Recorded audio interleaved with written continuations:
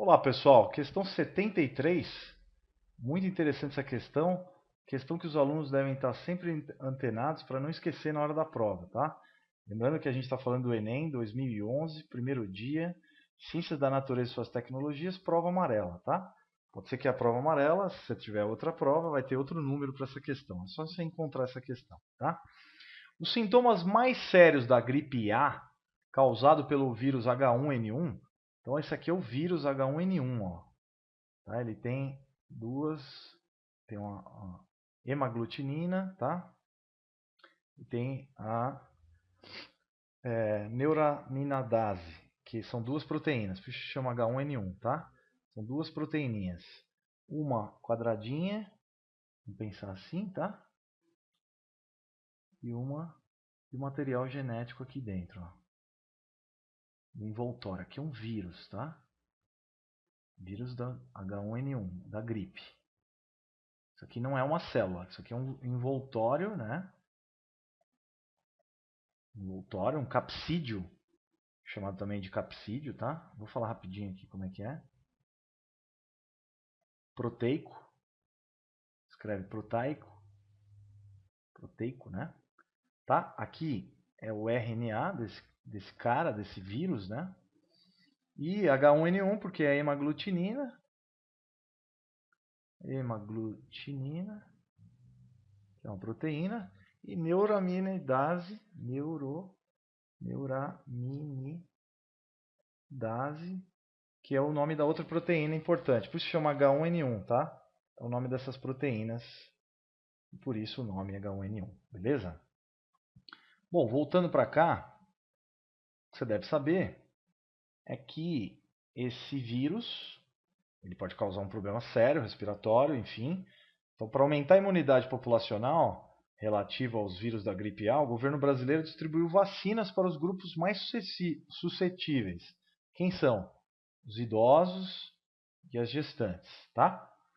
Por quê, professor? Porque quando a pessoa é idosa, ela passa a não produzir muitas defesas. Nós temos nosso sistema, os glóbulos brancos,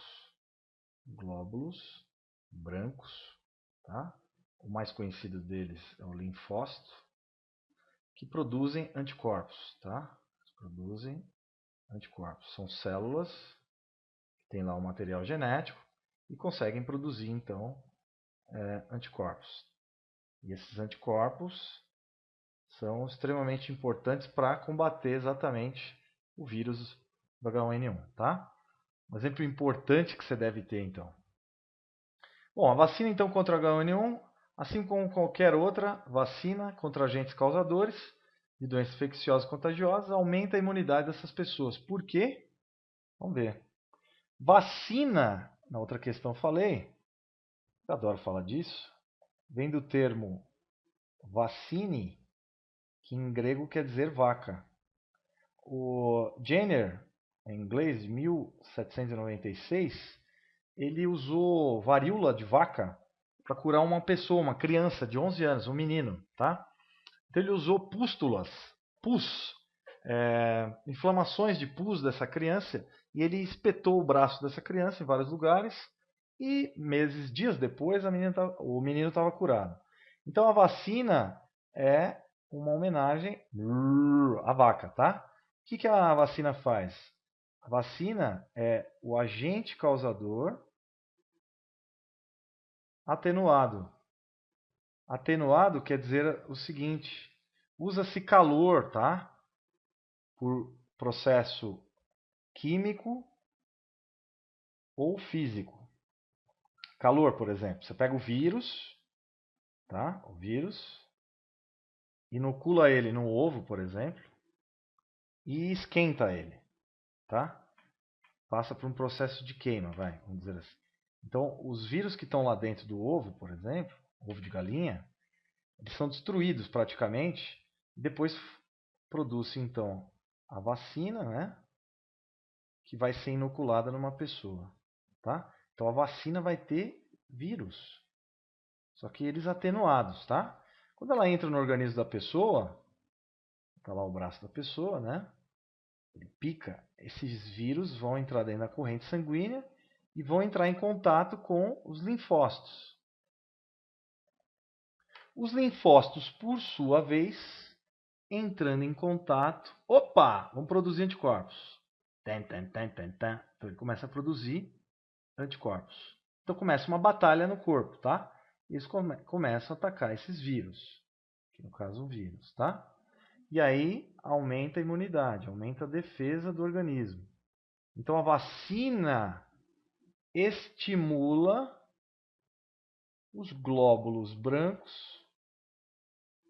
a produzirem exatamente anticorpos. Tá claro isso, queridos? Então é uma estimulação para produzir o quê? Mais anticorpos contra vírus, bactéria, qualquer coisa, tá? Entenderam isso?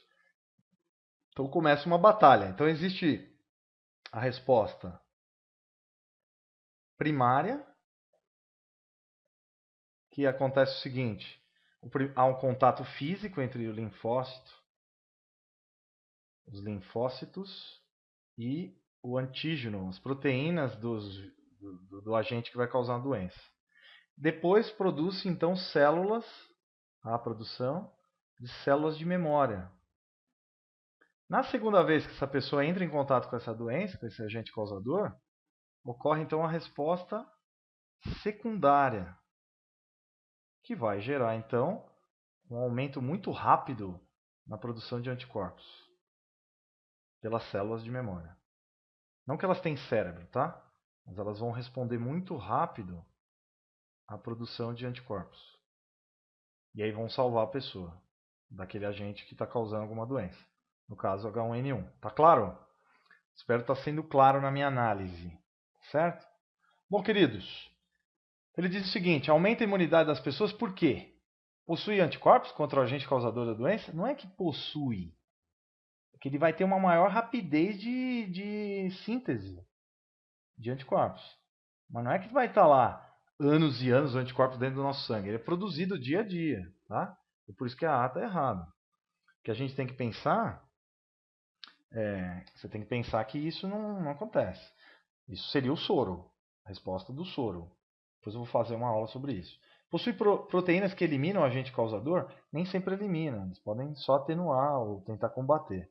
Estimula a produção de glóbulos vermelhos? Não, glóbulos vermelhos é para transporte de oxigênio e CO2. Tá? Então tá errado. Ele é produzido pela medula óssea, mas é glóbulo branco que vai definir a nossa defesa. Então ele quer aumenta a imunidade. Por quê? É específica a pergunta. Porque possui linfócitos B e T que neutralizam o agente causador? Não é que possui. Possui, todo mundo possui. O problema é o que ele faz. A pergunta é muito direta. Por que a imunidade aumenta? Porque estimula a produção de anticorpos contra o agente causador da doença. A questão é de compreensão de texto, tá?